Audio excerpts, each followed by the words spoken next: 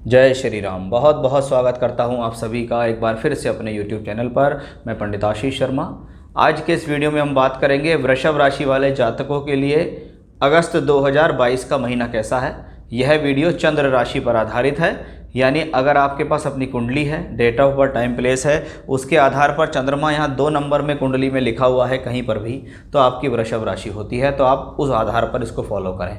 आपके पास अपनी birth detail नहीं है लेकिन आपका बोलता नाम, प्रसिद्ध नाम, प्रचलित नाम वृषभ राशि के आधार पर है, तो यह वीडियो आपके लिए। इस वीडियो में हम सभी मुख्य पहलुओं, सभी ग्रह, उनके राशि परिवर्तन, ग्रहों की युति, स्थिति, दृष्टि, वक्री होना, उनका प्रभाव आपके जीवन पर क्या होगा और अगस्त का महीना आपके लिए कैसा रहने वाला है, उसके बारे में हम विस्तृत रूप से यहाँ चर्चा करेंगे।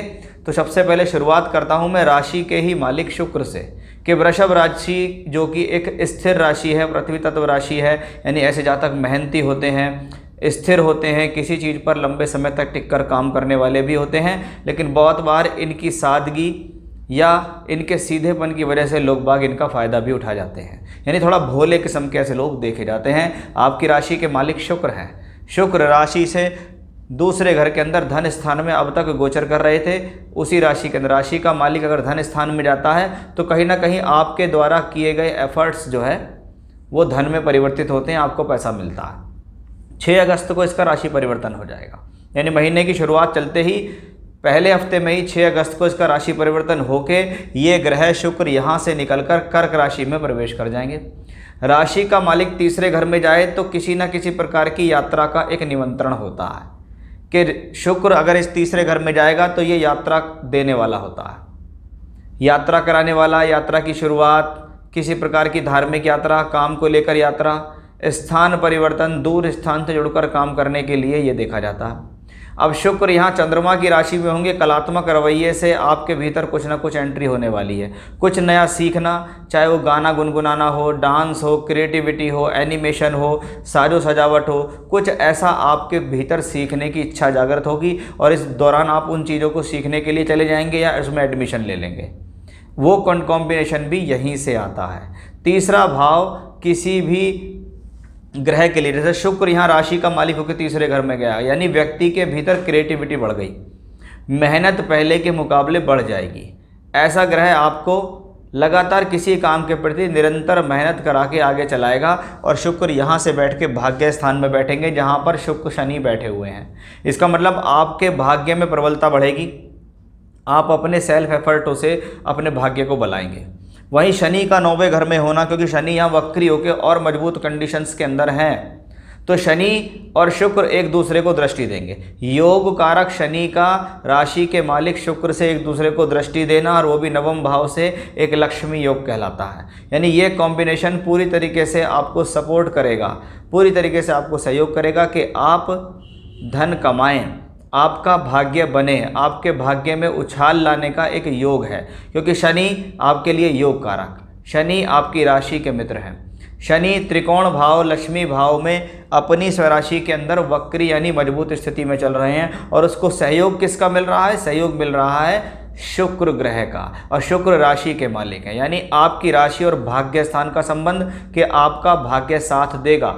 6 अगस्त के बाद भाग्य की स्थिति बेहतर होगी, कामयाब हो जाएंगे आप। इसमें मतलब है कि यहाँ जो भी आप काम करने जाएंगे उसमें आपको सफलता मिलेगी। सूर्य जो है आपकी राशि से तीसरे घर में चल रहे हैं।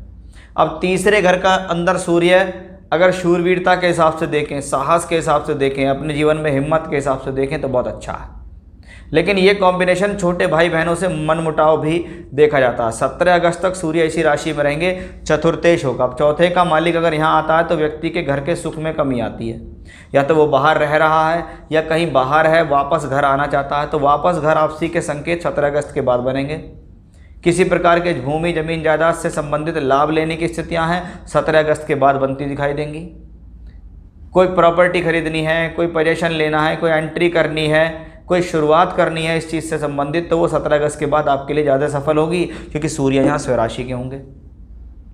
अब बुध जो है आपकी राशि से वाणी, बोलचाल, धन, कुटुंब के मालिक हैं, क्योंकि दूसरे घर के मालिक हैं, और पंचम भाव विद्या, शिक्षा, बुद्धि इनके मालिक हैं।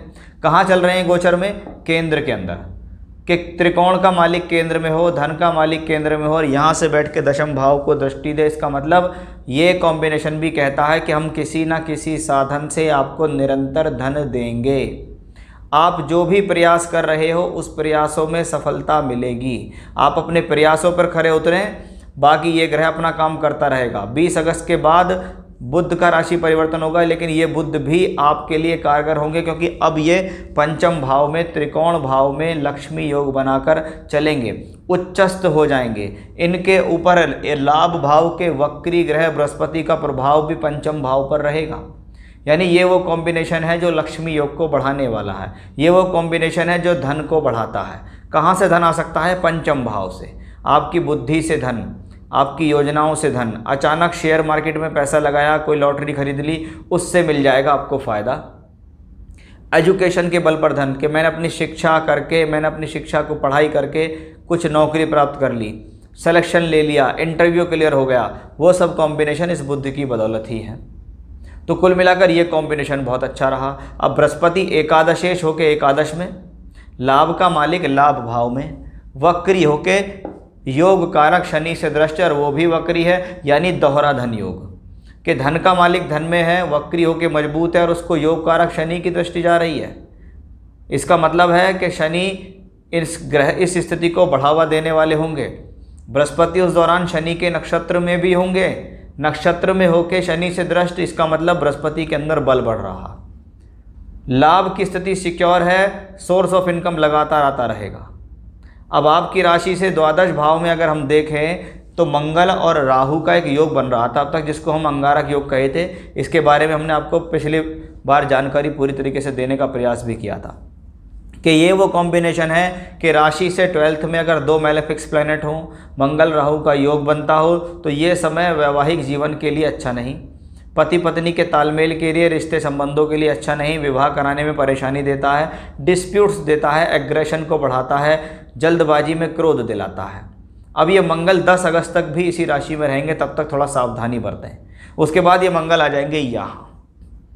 मंगल यहाँ आके राशि में प्रवेश करेंगे, यानी साहस में वृद्धि, ऊर्जा में वृद्धि, पहले के मुकाबले आप ज़्यादा एनर्जेटिक महसूस करेंगे। और मंगल अपनी ही राशि सप्तम भाव को वापस दृष्टि देगा, संबंधों में सुधार आएगा, पति पत्नी के बीच रिलेशनशिप्स में प्रॉब्लम जो होगी वो दूर होगी। किसी भी प्रकार का रिलेशनशिप, चाहे वो लव रिलेशनशिप्स हो, चाहे मैरिड लाइफ का रिलेशनशिप्स हो, उसके अंदर सुधार आने की पूरी उम्मीद बनेगी। ट्रैवलिंग से लाभ मिलेगा, दूर स्थान से जुड़ के यात्रा करने पर लाभ मिलेगा। साथ ही साथ मंगल की स्थिति सप्तम भाव को वापस देख रही है, विवाह कराने में भी सक्षम है। ये कॉम्बिनेशन वैवाहिक संबंधों को बनाने वाला होगा।